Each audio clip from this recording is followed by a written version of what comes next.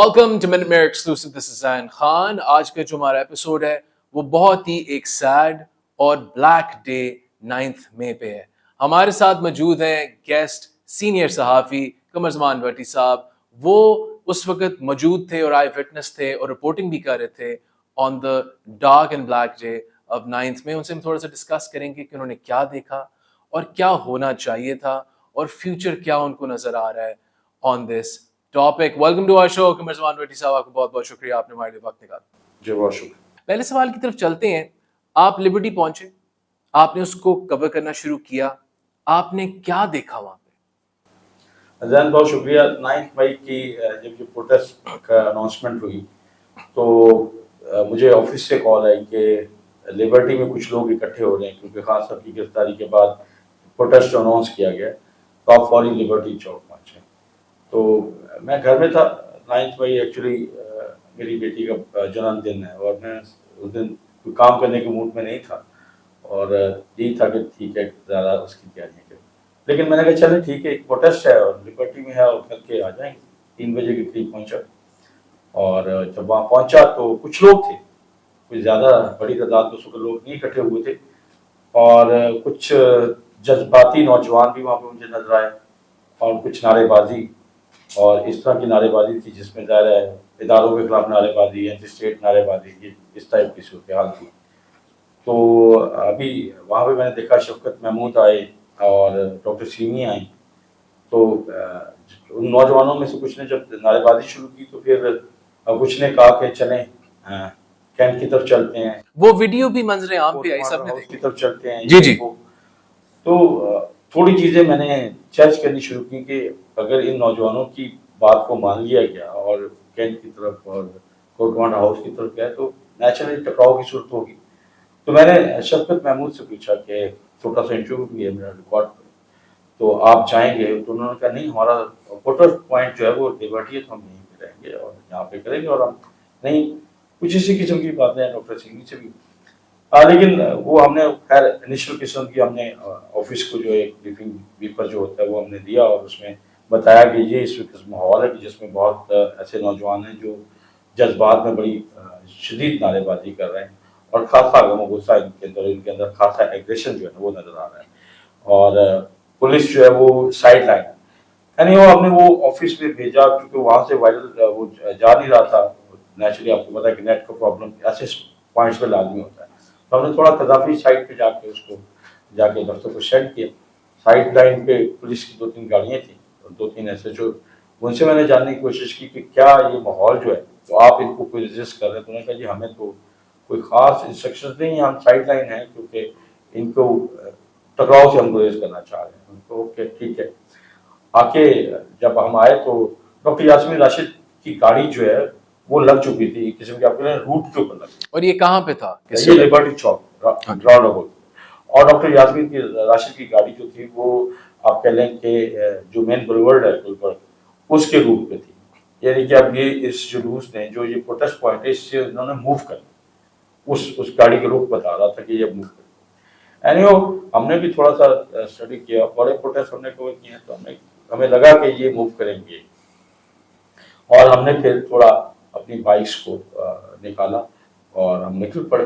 ساتھ تھوڑا آگے جا کے ہم نے وہاں پہ آگے مین بلیورڈ پہ آپ نے دیکھا ہوگا اوور ہیڈ برج ہے، وہاں سے ہم نے ایک پیپر کیا اور صورتحال کی نزاکت کا سارا کچھ بتایا کہ مے بی یہاں پہ ہی پولیس کے اور ان کا آپس میں کچھ ٹکراؤ ہو جائے، کوئی شیئرنگ ہو جائے، کچھ ہو جائے کچھ، تو وہ اور یہی تھا کہ نوجوان زیادہ اگریسو ہیں، بہت جذباتی ہیں اور کچھ بھی ہو سکتا ہے اور ٹکراؤ جو ہے وہ شدید ہو سکتا ہے۔ تو خیر ہم چلتے رہے۔ جب وہ آپ نے دیکھا کہ اوور ہیڈ برج آتا ہے جو کینٹ کی طرف موو کرتا ہے تو وہ ریلی جو تھی وہ اسی طریقے سے چلتی رہی۔ وہ جب ہم بھی تھوڑا آگے چلے گئے، پل کے اوپر جا کے کھڑے ہو گئے تو کینٹ کی طرف جب ریلی نے بھی پل کی طرف رخ کیا تو پھر سمجھ میں آ گئی کہ یہ پل کی طرف ہی جو ہے وہ جائیں گے اور یہ کینٹ ایریا میں داخل ہوں گے۔ بڑی صاحب کچھ آئی وٹنسز یہ بات کرتے ہیں کہ وہاں پہ اس وقت جو آرمی ہے انہوں نے فورسفلی ان کو باہر نکالنے کی کوشش نہیں کی، وہ جو ناکہ لگا ہوتا ہے کینٹ کا۔ تو آپ آئی وٹنس ہیں، آپ بتائیں کہ اس وقت کیا ماحول تھا؟ فوج جو کھڑی ہوئی تھی، جو نارملی ناکوں پہ کھڑی ہوتی ہے کینٹونمنٹ کی انٹرنس پہ، وہاں آپ نے کیا دیکھا؟ अच्छा जैन, यही मैं आपको बताना चाह रहा हूँ कि हमने मेरा अपना ख्याल था कि ये जब कैंट में दाखिल होंगे तो कंफर्म टकराव, और जाहिर है फोर्स वहां पे मौजूद होगी और फिर टकराव होगा, फिर कुछ भी हो सकता है। और हमने भी, अब आप कह लें कि जर्नलिस्ट जो है ना वो भी एक किस्म का इस तरह के हालात में काम करने का आदी होता है। मुश्किल वक्त होता है लेकिन ड्यूटी होती है, तो in the line of fire हम भी खड़े होते हैं। तो खैर मैंने बाइक अपनी जो है वो दूसरी साइड पे, सिद्दीक सेंटर की साइड पे जाके लगा दी कि पता नहीं आगे क्या होना है।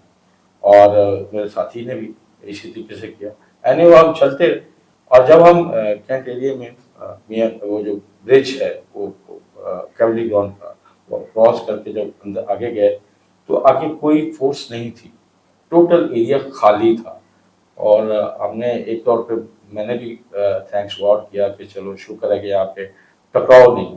लेकिन जब वो एरिया खाली मिला और लोग आगे चलते गए, बड़े इजीली, कोई इशू नहीं, तो नौजवानों की नारेबाजी में शिद्दत आती गई। और बहुत एंटिस्टेट नारे जो थे वो भी वहाँ पे हमने सुने। बहुत ऐसी बातें सुनने को, गुफ्तगू जो थी उनमें एग्रेशन जो था वो सारा कुछ नजर आ रहा था। और फिर देखा डॉक्टर यासमीन राशिद की गाड़ी तो जाहिर है आगे आगे चलती थी। फिर हमने ये भी देखा कि पीछे पूरा एक जंगी तानों से लैस जो आप कह लें डीजे गाड़ी का जो ट्रक था वो भी आ गई उसमें।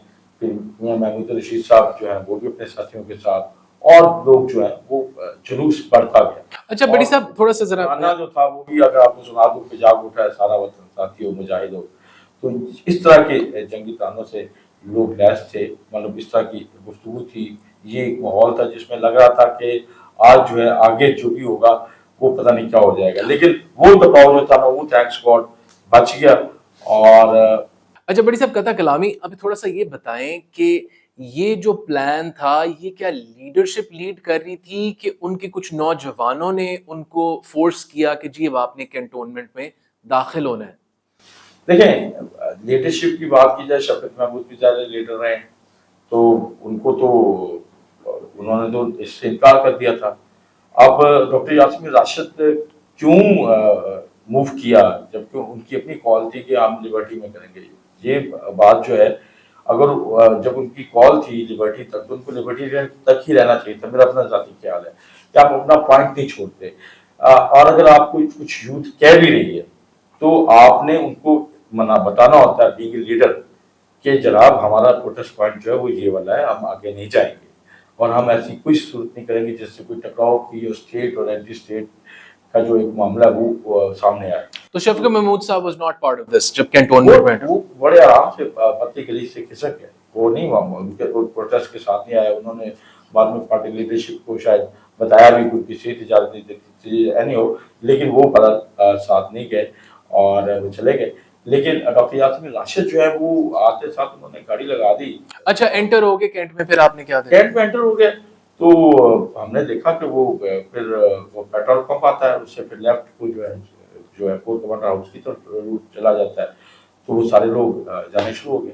फिर हमने देखा कि लोग जो है वो आते गए, मतलब लोगों की आमद का सिलसिला जो है ना वो बढ़ गया। मतलब अंदरून कैंट से भी लोग जो है वो भी आना शुरू हो गए, डीएचए से भी लोग जो है वो मुख्तलिफ रोड्स की तरफ से, सबका रुख जो था वो कोर कमांडर हाउस की तरफ था। और हम भी जाहिर है वहाँ पे पहुंचे और मैंने वहाँ पे पहुंच के डॉक्टर यासमीन राशिद को सॉल्व करने की भी कोशिश की।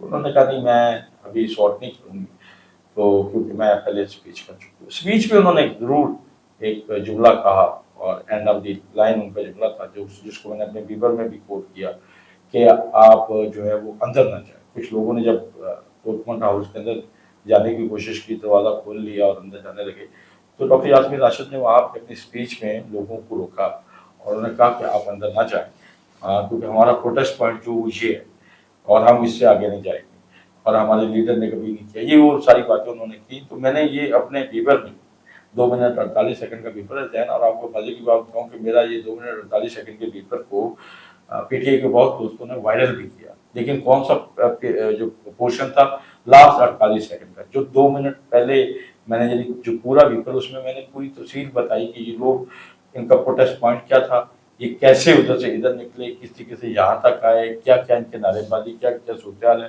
وہ ساری چیزیں انہوں نے اسکپ کر کے انہوں نے کہا کہ رپورٹر یہ بتا رہا ہے کہ ڈاکٹر یاسمین راشد کہہ رہی ہیں کہ آپ اندر نہ جائیں، مگر یہ اس کو بے گناہی اس کی ثابت کرنے کا، مگر یہ سچ تھا کہ جو لیڈرشپ تھی پی ٹی آئی کی وہ یہ ایٹ لیسٹ منع کر رہی تھی پروٹیسٹرز کو کہ بھائی اندر نہیں جانا، اس طرح کے حالات نہیں پیدا کرنا۔ ذہن یہی ایک نقطہ ہے جس کو پی ٹی آئی کے لوگ کہتے ہیں کہ جی ہمارا تو کوئی ایسا معاملہ نہیں تھا، لیکن جو باقی سائڈ پہ جو معاملات ہیں، جو انویسٹیگیشنز کے لوگ ہیں، وہ کہتے ہیں کہ آپ جب چیزوں کو کنورٹ کر دیتے ہیں، آپ جب اداروں کے اوپر حملے کے لیے لوگ اتنے مشتعل بھی ہوں، جذباتی بھی ہوں، اور آپ ان کو لیڈ کرتے ہوئے لے آتے ہیں، تو اس موقع کے اوپر کسی بھی موب کو، کسی بھی اس طرح بلوے میں شامل لوگوں کو آپ روک نہیں سکتے کہ وہ اس وقت آپ کی بات سنیں گے۔ اور نیچرلی وہاں پہ یہی ہوا کہ ڈاکٹر یاسمین راشد روکنے کی کوشش اگر کر بھی رہی تھی تو وہ گونگلوں سے الٹی جانے والی بات تھی، کیونکہ اس وقت تو کوئی ان کی بات نہیں سن رہا تھا۔ تو یہ بطور لیڈرشپ جو انویسٹیگیشن کرنے والے ادارے ہیں وہ کہتے ہیں کہ یہ اپنے اگر پوائنٹس پہ رہتی تو کوئی ایشو نہیں تھا۔ تو ان کا بٹی صاحب یہیں سے میں آپ سے سوال پوچھ رہا تھا، اب اتنا افسوسناک ایپیسوڈ ہو گیا پاکستان کی تاریخ میں، it's one of the most blackest days. میں آپ سے یہ سوال پوچھنا چاہتا ہوں کہ آپ کو کیا لگتا ہے کہ ایسی چیز کو اوائڈ کیا جا سکتا تھا اگر یہ لبرٹی سے نہ ہٹتے اس دن؟ دیکھیں ذہن بات یہی ہے کہ اگر آپ اپنے لبرٹی پوائنٹ تک رہتے، باقی ملک میں بھی جہاں بھی آپ نے پروٹیسٹ کرنا تھا، پنجاب اسمبلی کے باہر کر سکتے ہیں، قومی اسمبلی کے باہر کر سکتے ہیں، پورا پاکستان پڑا، ٹھیک ہے نا، تو کر سکتے تھے۔ لیکن جب آپ اس کی بجائے آپ اپنے انسٹالیشنز کے، آپ اپنے تنصیبات کی طرف، آپ اپنے کینٹ ایریا کی طرف، آرمی کے علاقے کی طرف جاتے ہیں، تو پھر ظاہر ہے آپ ایک باقاعدہ ایک آپ نے اپنی فورس سے لڑنے کے لیے کہا ہے، ٹھیک ہے نا، آپ اپنی فورس کے سامنے پروٹیسٹ کرنے نہیں، یا پروٹیسٹ کرنے کے آپ کے پوائنٹس ہیں۔ تمام ڈیموکریٹک کنٹری میں انہی اداروں کے باہر احتجاج ہوتے ہیں، نہ کہ اپنے جو فورسز کے ادارے ہیں ان کے باہر احتجاج ہوتے ہیں۔ تو یہ پاکستان میں ایک پہلی مثال ہے کہ جس میں اپنے فورسز کے باہر احتجاج کرنے کی کوشش کی اور اس کو جسٹیفائی کرنے کی کوشش کی کہ یہ ہمارا جمہوریہ حق ہے۔ وہ لوگ یہی سوال کرتے ہیں کہ آپ اپنے جمہوری رائٹ کو اپنے جمہوری اداروں تک محدود رکھیں گے تو ٹھیک ہے، لیکن جب آپ اپنے اداروں کے اوپر، اپنی فورسز کے اوپر حملے کریں گے تو پھر تو ظاہر آپ ریاست کے اوپر حملہ آور ہوگے۔ اور میں اس کو ویل لیفٹ کہتا ہوں، یہ جو پوائنٹ تھا کیمری گراؤنڈ سے آگے کا، وہاں پہ فورس کا پیچھے ہٹ جانا، میں سمجھتا ہوں کہ دو چیزیں ہوتی ہیں۔ فورسز میں ایک کیموفلیج ہوتا ہے، کچھ چیزوں کو جب جنگ لڑتے ہیں اور جنگی ماحول میں ہوتے ہیں تو وہ اپنی چیزوں کو کیموفلیج کرتے ہیں اور اس کے مطابق وہ اپنی پوزیشن آگے پیچھے کرتے ہیں۔ اور اگر آپ گیمز کی بات کریں تو بہت ساری ایسی بالز ہوتی ہیں جس کو اگر آپ کھیلیں گے، چھڑیں گے، تو آپ کا نو ڈاؤٹ کہ آپ وکٹ کیپر کا ہو جائے، فرسٹ سیکنڈ اسٹیپ میں آپ کیچ آؤٹ ہو جائیں گے۔ اور اگر آپ اس کو لیفٹ کر دیں گے تو آپ اس کی بالر کی تمام انرجی ضائع کر دیں گے۔ اور یہی ہوا کہ اس وقت فورسز نے ڈیسیژن لیا، کیونکہ ان کے پاس ایک باقاعدہ اتھارٹی بھی تھی، اتھارٹی، باقاعدہ انفارمیشن تھی کہ یہ لوگ ادھر موو کریں گے اور ان کی موو کرنے کا مقصد جو ہے وہ ایک ٹکراؤ ہے، اور ٹکراؤ کے بعد لاشیں گرنا اور لاشوں کی سیاست ہے۔ یہ ایک سالڈ انفارمیشن تھی جس کی بنیاد کے اوپر انہوں نے اس کو بالکل لیفٹ کر دیا اور ان کو جانے دیا۔ اور ظاہر ہے کہ پروٹیسٹنٹ کا غصہ جو ہے وہ اتنا ہی ہوتا ہے جتنا انہوں نے کیا کہ جلاؤ گھراؤ کیا اور وہاں پہ نعرے بازی کی، آگ لگائی، یہ وہ کیا ساتھ کچھ۔ لیکن ظاہر ہے یہ ساری چیزیں جو ہے ایک پوری دنیا میں آپ کی جگہ آئی، پوری دنیا میں میسج ملا کہ پاکستانی قوم اور پاکستانی فوج آمنے سامنے کھڑی ہے۔ اور یہ جو ماحول ہے ظاہر ہے اس کو آپ کسی طریقے سے اپریشیٹ نہیں کر سکتے، یہ ایک بڑا ڈپریشن قسم کا، ڈپریسنگ قسم کا ماحول تھا، اور اسی کی بنیاد کے اوپر جو ہے وہ پھر ظاہر ہے آگے کارروائی جو ہے ہو رہی ہے۔ اب اس کو جسٹیفائی جو جتنے لوگ بھی کرنے کی کوشش کر رہے ہیں، مطلب بٹ صاحب اس کو تو جسٹیفائی ہو ہی نہیں سکتا نا، اس کی تو سینس ہی نہیں بنتی جسٹیفائی کرنے کی۔ دیکھیں دنیا میں جو ریاست کے فارمولے، ریاست بنتی ہے، ریاست بنتی ہے، آپ کے کچھ عوام ہوتے ہیں، کچھ ادارے ہوتے ہیں، نہیں اس عوام کا ایک حلقہ ہوتا ہے، آپ کا رقبہ ہوتا ہے، وہ الیکٹ ہوتا ہے، ٹھیک ہے نا، جس میں وہ رہنے والے ہوتے ہیں، وہ آپ ماننے وہ کہہ لیں جو سارا وہ ٹیرٹری ہوتی ہے، اور اس کی ٹیرٹری کی اور اس عوام کی حفاظت کے لیے ایک فوج ہوتی، ٹھیک ہے نا۔ تو یہ تاکہ کوئی بیرونی حملہ اور باقی لوگ جو ہیں وہ اس کے اوپر آ کر حملے کر کے یہاں کے جان و مال، یہاں کی عوام اس کو انسکوائر نہ کر دیں۔ تو وہ ریاست جو ہے تین چار چیزوں سے مل کے بنتی ہے۔ اگر آپ اپنی ریاست کو کے اداروں کے اوپر جو آپ کے پروٹیکشن کے ذمہ دار ادارے ہیں ان کے اوپر اس طریقے سے حملے ہوتے ہیں، اور آپ کو پولیٹیکل سٹانس جو بھی ہے، آپ اپنی لڑائی جو ہے پولیٹیکل انداز میں لڑ سکتے ہیں. ماضی میں معاشرہ دور میں تمام جماعتوں نے اپنی لڑائی لڑی ہے. پیپلز پارٹی کی لڑائی جا کے ماشاء اللہ خلاف بڑی طویل رہی ہے. نواز شریف نے جنرل پرویز مشرف کے ماشاء اللہ خلاف ایک طویل لڑائی لڑی ہے. ساری جماعتوں نے لڑائی لڑی, پھر انہوں نے CODP کیا, وہ پولیٹیکل لڑی, ٹھیک ہے نا. لیکن یہ نہیں ہوا کہ وہ اپنے اداروں کی طرف جو ہے وہ حملہ ہو. تو یہ ایک افسوسناک واقعہ تھا میرے خیال میں, اور اس کا تعین جو ہے وہ ظاہر ہونا چاہیے تھا 1 سال کے اندر. ابھی تک جو اس کا تعین تو آپ کہہ لیں کہ مقدمات تو ہیں 14 کے قریب, آپ کہہ لیں کہ اس میں مختلف مقدمات ہیں جس میں تقریباً 7,772 کے قریب لوگ جو ہے وہ اس میں انہوں نے اس میں شامل کیے ہیں. تقریباً 1,161 لوگ ہیں جن کے اوپر جو ہے وہ آپ کہہ لیں چارج جو ہے وہ چل رہا ہے, ٹرائل چل رہا ہے. یہ ساری چیزیں ہوئی ہیں, لیکن ابھی سزا کا پروسیس 64 کے قریب جو ملٹری کورٹس میں بھی معاملہ چل رہے ہیں, ساری چیزیں. لیکن کہنے کا مقصد یہ ہے کہ جو قومیں ہوتی ہیں جہاں پہ بھی اگر اس ٹائپ کے پوائنٹ آف نو ریٹرن پہ بھی آپ پہنچ جائیں تو پھر بھی آپ کو آگے بڑھنے کے لیے جو ہے کچھ نہ کچھ ماننا پڑتا ہے, اپنی غلطیوں کو ماننا پڑتا ہے, اور غلطیوں کو مان کے آگے چلنا پڑتا ہے. اگر آپ غلطیاں نہیں مانتے تو پھر تو نیچرلی پرابلم. اب بہت سارے دوست یہ کہتے ہیں کہ جی کوئی اتنا بڑا کام نہیں ہے, ٹھیک ہے جی ہو گیا پروٹیسٹ تھا, پروٹیسٹ ایسے بھی ہو جاتا, وہاں پہ بھی ہو گیا, یہ بھی ہو گیا. لیکن بٹی صاحب یہ کوئی عام پروٹیسٹ نہیں تھا, اس میں لوگ فوت ہوئے, لوگ مرے, کلیش ہوا, ہماری عمارتوں کو. یہ بھی بڑی میں آپ کو بات بتاؤں کہ یہ بہت پروپیگنڈا ہوا کہ بڑی تعداد میں لوگ جو ہیں مرے, بلکہ خان صاحب نے تو اپنا کچھ 3-4 دن پر ٹویٹ بھی ڈالا کہ جی مجھے کوئی انہوں نے کہا کہ جی 25 کے قریب لوگ جو ہے وہ شہید ہوئے ہیں, اور انہوں نے یہاں تک کہا کہ مجھے کوئی 5 لاکھ کتنے ہزار کوئی ڈالر جو ہے امریکی پاکستانیوں نے وہ ڈونیٹ کیا ہے ان شہدا کے لیے. اب لوگ بار بار سوال کرتے ہیں کہ 25 شہدا ہے کہاں, آپ کوئی بتائیں تو صحیح. ٹھیک ہے ایک اسموک کے باعث جو ہے وہ ایک ٹاور میں بچہ جو ہے وہاں پہ اسموک تھی تو وہاں پہ وہ نہیں. بڑی صاحب میں کہنے کی کوشش کر رہا ہوں یہ کوئی عام پروٹیسٹ نہیں تھی, یعنی کہ دونوں سائیڈوں پہ بہت نقصان ہوا, اسٹیٹ کا سب سے بڑا نقصان ہوا, اور ابھی تک نقصان ہو رہا ہے. کہ ابھی یہ ہے کہ اسٹیٹ کے اندر تقریباً کوئی آپ کہہ رہے کہ ہمارا ینگسٹر ہے, ہماری جو پاور ہے وہ ہماری ینگسٹر ہے, 60% ہماری پاپولیشن ہے.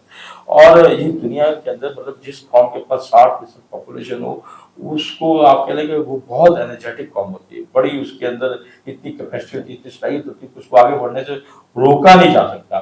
لیکن ہماری یہ پاور جو ہے وہ اس وقت اتنے گلے شکووں میں, اتنے آپ کہہ لیں کہ ماحول میں پھنس گئی ہے, الجھ کے رہ گئی ہے, اور اس کے وہ اپنی اسٹیج کے اوپر اتنے سوالات اٹھاتی ہے جس کے نتیجے میں وہ ایک نان پروڈیوسنگ یوتھ ہوگی, نان پروڈکٹیو یوتھ ہوگی, جو یوتھ دنیا میں پوری پروڈکشن دیتی ہے, پورا ایک رول پلے کرتی ہے, وہ ہمارے یہاں وہ یوتھ جو ہے وہ نان پروڈکٹیو ہوگی. ٹھیک ہے نا. اب مجھے بتائیں کہ جب آپ کی 60% میں سے 40% یا 50% پاپولیشن جو یوتھ ہے وہ نان پروڈکٹیو ہو جائے, وہ یہی سوچنا شروع کر جائے کہ مجھے یہاں سے ٹرین کرنا ہے, مجھے آؤٹ آف کنٹری جانا ہے, مجھے کسی ایسے اور مشکل ترین حالات میں باہر جا کے کام کرنے کو تیار ہے. پاکستان میں ان نوجوانوں کے لیے آسان ترین حالات میں اچھے سے اچھے مواقع موجود ہیں, وہ آگے بڑھ سکتے, سارا کچھ ہو سکتا ہے. لیکن یہ جو ذہن سازی کی گئی, اس ذہن سازی کا نقصان یہ ہوا کہ آج ہماری آدھی قوم جو وہ ڈسٹرب ہے, اور ڈیوائیڈڈ ہے. ڈنرز کے اوپر ڈیبیٹس ہو رہی ہوتی ہیں, شادیوں پہ لڑائیاں ہو رہی ہوتی ہیں ان ٹاپکس پہ. اس میں ہونا کیا چاہیے تھا, میرا ذاتی خیال یہ پاکستان کی اسٹیٹ جو ہے نا اس میں بڑے مسئلے آئے ہیں, کئی مسائل آئے. لوگ بلوچستان میں پہاڑوں پہ گئے ہیں, لوگ اور علاقوں میں بھی جو ہے انہوں نے رسک کیا, لڑائی لڑی, سارا کچھ کیا. لیکن جب انہیں اپنی غلطی کا اعتراف ہوا تو اسٹیٹ نے بھی آگے بڑھ کے ان کو معاف کرنے کی بات کی, مطلب ان کو پہاڑوں سے اتر آنے کی شرط پہ اور اپنی غلطی کا اعتراف کرنے کی شرط پہ تمام وہ مقدمات جو ان کے اوپر تھے, جو ان کے اوپر سیریس قسم کے مقدمات تھے, وہ سارے ختم کر کے ان کو ایک موقع فراہم کیا گیا.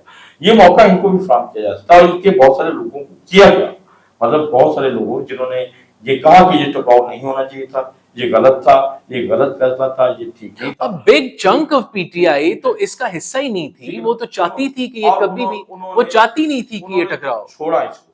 لیکن بہت سارے لوگ ایک پاپولر سٹانس کے ساتھ آگے بڑھنا پسند کیا انہوں نے, اور وہ پسند آگے بڑھے.